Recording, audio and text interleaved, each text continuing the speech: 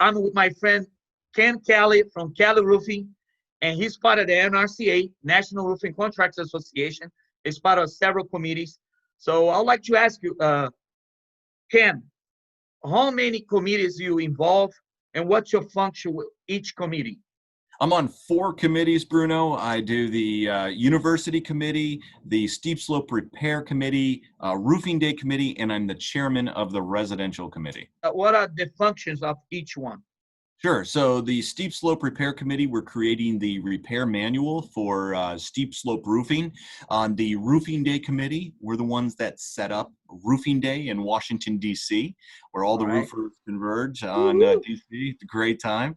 The University Committee is the online training platform through the NRCA. And then the Residential Roofing Committee is all residential roofing and how we can help residential contractors improve their business through using the tools the NRCA provides. How long have you been involved with the NRCA? I've been in with the NRCA for over a decade, but really starting to get involved in appreciating how important it is for us to give back and help our industry in like the last 5 years. What would you think is a benefit for people to join the NRCA? Yep. So first and foremost, it's the opportunity to network with some of the best roofing contractors in the country. You know, we don't have to figure all of this out ourselves. We can ask our friends in the industry and non-competitive markets. And what's great about the NRCA is everyone comes together and is happy to help each other. That's number one. Number two, great opportunity to learn and to train the people in your organization. The tools are fantastic. There's so many different things available so that you can pass on that knowledge. And then three, and probably the most important, is the certification. Pro-certification is going to change our industry. It's the level of professionalism that our industry has been missing, and I'm so proud to be a part of the NRCA and the pro-certification program because it is going to put us on par with all those other accreditations that are out there for different industries and really give us the credibility that we need as roofers. So to be pro-certified, you need to be a member of NRCA or no?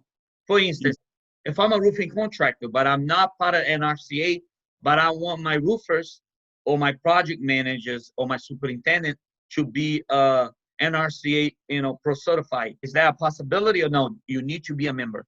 Well, I'm glad you brought that up because it is all about the roofer. This doesn't really have much to do with the company that they work for. This certification is for the roofer and the roofer only. And when they can take that certification and they can go to another roofer and they can use that if they choose. So it's really the roofer, and no, they don't need to be a member of the NRCA to have that certification. Is that a validation or it expires certain, because I know things change all the time.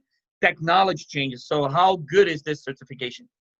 Well, first of all, it is the best in the industry. And what's great about it is it does last for a few years. You do need to keep up and get your recertification, just like we do with continuing education credits, right? And you're exactly right. Times change, so you have to keep it going. But it's great. It's broken down into a number of different roofing systems. And if you get a bunch of those certifications, you can lump them together into a master roofer certification, which is like the best of the best. So to compare that to what the Japanese have, they have something called a takumi. And a takumi is what they consider an artisan or an expert, right? In our world, that would be the master roofer certification. Those certifications, are they expensive for a roofer? No, not really. Not with the benefit. If you think about how much you get back, no, not at all. Especially if you know what you're doing, right? If you don't have to spend a lot of time retesting or even learning the skill to begin with, sitting down and doing the skills exam through the book or the question portion, the written portion, it is probably a little more difficult for most people. And then the second part is going in front of an assessor to actually prove that you know physically how to do that portion of the trade. That's probably a little more natural. So if you know those things and you study a little bit, no, it's so not. It's not an online class. You physically need to be on those classes, right? Correct. You physically need to prove to an assessor that you can actually put that roof together. Yes. I could ask someone else to do my work online, so that it prevent that to happen, right? Correct. Well, thank you so much, my friend. I really appreciate your time. Hope to see you soon.